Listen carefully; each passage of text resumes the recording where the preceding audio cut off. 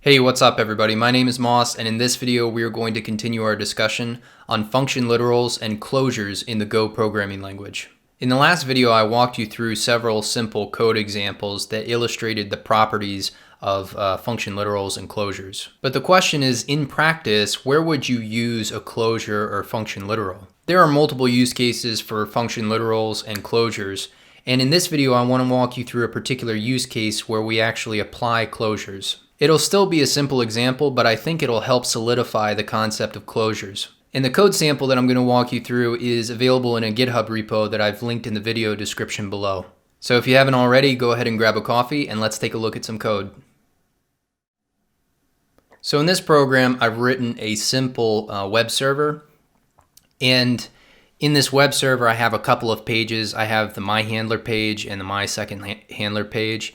And anytime someone visits one of these two pages, the page just displays how many times the user has visited that page.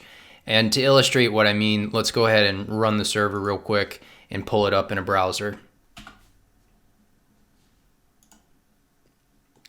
Okay, so the server is hosted at localhost 8091, and the web pages that we can visit are myHandler and then mySecondHandler. So let's go ahead and pull that up here. Let's visit myHandler first. Okay, and then it says you visited the myHandler page one time, and if I refresh the page, it increases. Okay, so you notice that I've visited the page 5 times now because I refreshed and made another request. So if I go to mySecondHandler, it says that you visited the mySecondHandler page one time, and I refresh, and it increments each time I refresh, showing me how many times I've visited mySecondHandler, the mySecondHandler page. So let's take a look back at our code. If we look at the main function, the first two lines in the main function, 37 and 38, are making a call to the handle func function in the HTTP library, which allows us to specify if a user visits a particular endpoint, which handler function should be called in our web server. Okay, and in here we're designating if they visit the myHandler endpoint, they should call counter and then this argument myHandler. So what is counter in this case? So counter is actually a wrapper function that is returning a closure. So the way that we're printing out to the browser the number of times the user has visited a particular web page is we're using a closure.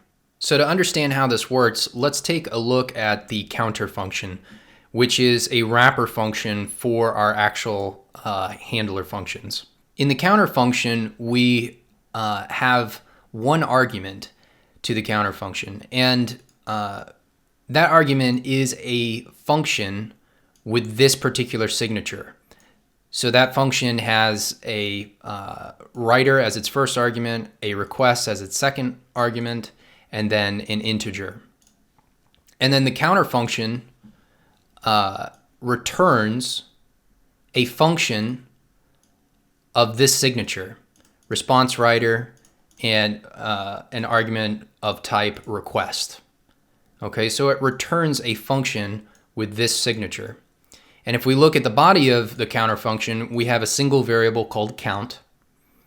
And then immediately after that on line 23, we're forming our return statement, which returns a function, in this case a closure, and the function matches the same signature that we specified up here in the return type of the counter signature. And inside of the body of this closure, we increment the count variable by 1. And after incrementing the count by 1, we then make a call to whatever function was passed in to the counter function.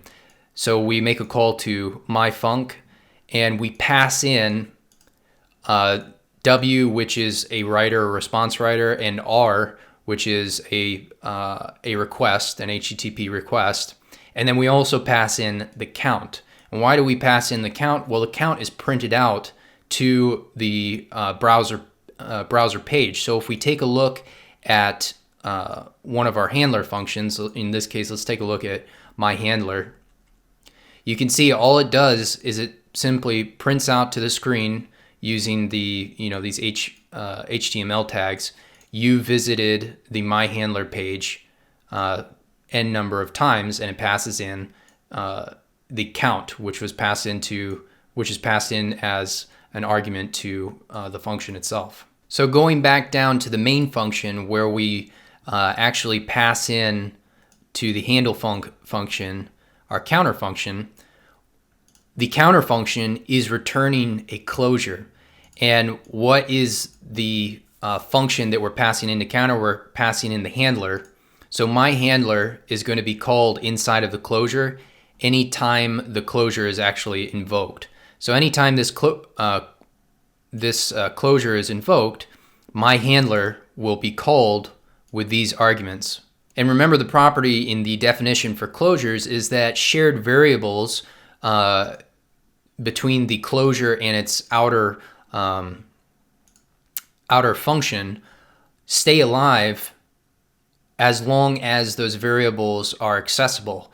And so in this case, every time someone visits the MyHandler webpage, it's going to keep track of the same count variable, and it's going to be incrementing the same count variable every time someone visits this particular web page. And similarly, in the second call to handle func, we're specifying the endpoint mySecondHandler, passing in an invocation of counter, which is returning a closure, and that closure is this, right? It's returning this closure, which handle func, anytime someone visits mySecondHandler page, handle func will then invoke this closure, which increments the count and then calls the mySecondHandler function, because that was passed into the counter invocation. And this closure is useful for a couple of reasons. First of all, it abstracts away the signature of our handler function. So our handler function, even though handle func only accepts functions that match this signature, because we have this closure that's returning in the expected format that handle func is expecting, inside of the closure, we can call our handler with however many arguments we want, with whatever signature we want. Additionally, we can add logic inside of this closure that might be relevant for all invocations of a particular handler. So for instance, here we're just counting how many times this page has been visited. But imagine you pair this with data related to the request itself. So for instance, we get the username or the particular user inside of the request. Then we can count how many times a particular user has visited this particular web page. And if this were, let's say, an API endpoint that returned maybe a lot of data based on the query, it would be best practice to rate limit that API endpoint. And so we could add some logic in this closure where we check the username, we check how many times they've hit this API endpoint, and if it's hit the rate limit, then rather than calling the function that returns all of that data and is probably bringing our server down, we instead just return a message that says, hey, you've hit your rate limit. So there's a lot that we can do inside of this counter function and inside of the closure that doesn't necessarily need to be in our handler functions. And now that we walked through the code, let's run the server one more time just so that we can kind of see the behavior again in the browser.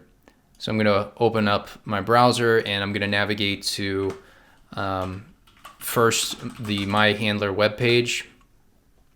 And since we restarted the web server, the count resets. So we've visited MyHandler 1 time, 2 times, 3 times, 4 times. Okay. And then when I go to MySecondHandler, okay,